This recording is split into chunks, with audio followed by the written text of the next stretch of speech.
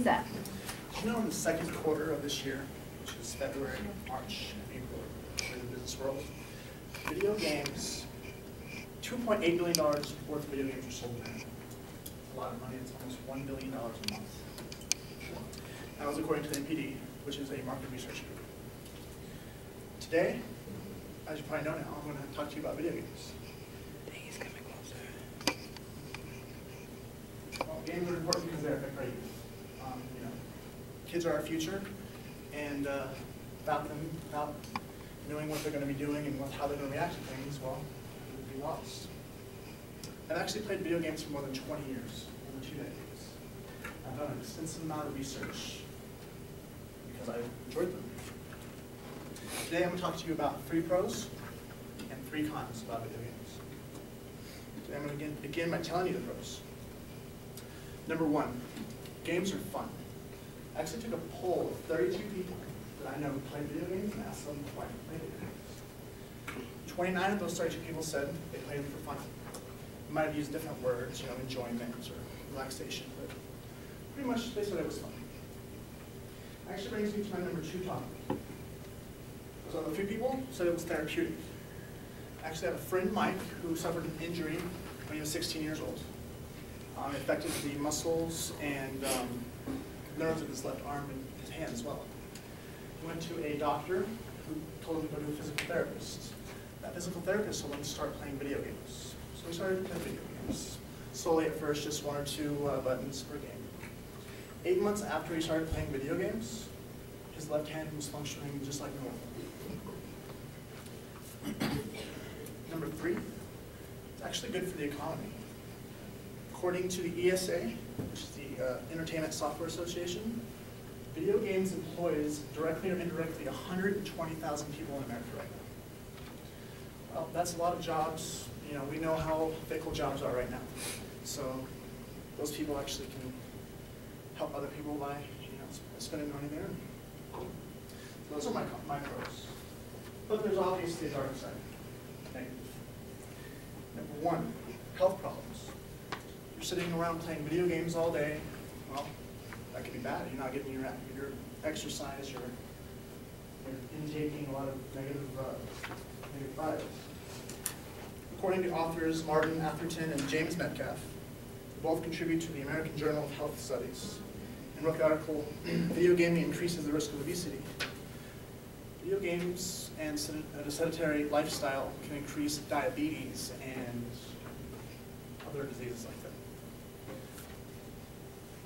Con number 2, according to Craig Anderson, who wrote the article, Violent Video Games Cause Aggression. Violent video games can cause aggression in youth. If you start playing a violent video game when you're young, you can potentially act that out later on, we'll say. He did a lot of research on violent media and aggression, and that was what he came up with. Con number 3, addiction. While not legally defined as an addiction, video gaming can be addictive. There has been qualities associated with addictive personalities. People who play video games for 12 hours straight or even longer if you look into it. According to Jennifer Wagner, a reporter for the U.S. News and World Report, she wrote that the article, Addiction to Video Games is a Problem. Kids can become addicted. And with that addiction, what they do is they'll lie about playing video games, how long they play video games, and they even won't do their chores. You know, they just won't do them. That actually brings me to the question. Okay. Question 4. That's fine. Who has questions for me? Go ahead. I actually just read an article saying that it was video games grouped with internet usage. In the next year or so, they will be putting it in the medical dictionary as an addiction, a type of addiction, because they have shown that it changes, it shrinks the frontal cortex of your brain. It affects, I think it's serotonin level, is what they're saying. So you play them, you play them, you play them, you enjoy them, you enjoy them. You don't want to get away from them. So. Do you agree that it's an addiction? Yes, I do agree that it can become an addiction. I can actually give testimony to that when I was younger. I actually did play 12 games for 12 hours straight. I can attest to the addiction portion of it. My 12-year-old son plays Plants vs. Zombies. And apparently the zombies grow in a certain amount of time, but it's real-time growth. So I don't know where we were some night. He was like, oh my gosh, are we going to be home in an hour? And I'm like, why? Where do we have to be? He was like, my zombies are hatching. I need to be home. It's like farm field. Tyrone. No. No, I'm So sorry. you're fine. You're fine, Steve. So which game system do you like the best? Well, when I do play games, I don't have a whole lot of time anymore because I'm in school and college, but I would play the Xbox 360. Oh, okay. That would be my system of choice if I had to choose. And why is that? The games. I enjoyed certain games, I used to anyway, like Halo, Call of Duty. Is the graphics better or Graphics than are, PS3 or? overall the graphics are not quite as strong as PS3. Okay. I just enjoy the games more Right. on the Xbox 360 Right on. versus Thanks. graphics. Audrey. I will say that my friend had a Kindle Fire and it had a little skateboard game on it. So I went and bought a tablet so I could put a skateboarding game because I didn't want to stop playing it. And so yeah, I get the addiction part. And also the Xboxes and PS3s have Netflix on it, so I blame gaming system for my Netflix addiction. Yep. Absolutely. A lot of social media on there. Go ahead. So what would you, just from all your experience, what would you recommend the safe amount if we, as a parent or sister or whatever, what's the safe amount of the hours or minutes a day that you would recommend? I think you've got to go on a case-by-case basis on how mature your child is. Obviously, I don't think it's healthy to play video games for 12 hours a day. Right.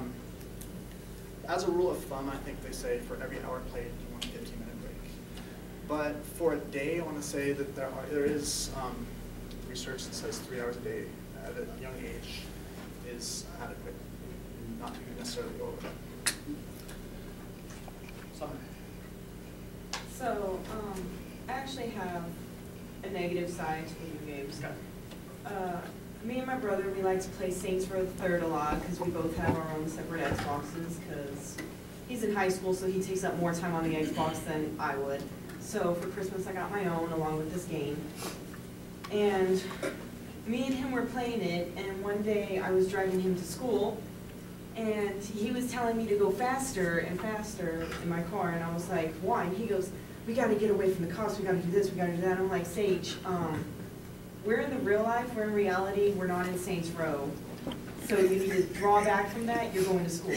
And he would just laugh and play it off. And then when I played it one night, I was going to my German class at night, and I found myself almost going 85 miles down the 75-mile highway because I still had that train of thought in my mind that I was still in this video game. Wow. And that goes into addiction and violence programs. Actually, don't have any more time for questions. I do want to thank all of you. I don't know all of your names. Olivia, Audrey, Noelle, Summer. So I do want to thank you for your questions. Well, today I told you about 3 pros and cons that I found, big ones. And I hope you're able to learn something new today. I hope you learned something. I don't know what you took from this, but I hope you got some new information. And again, I want to thank you all very much.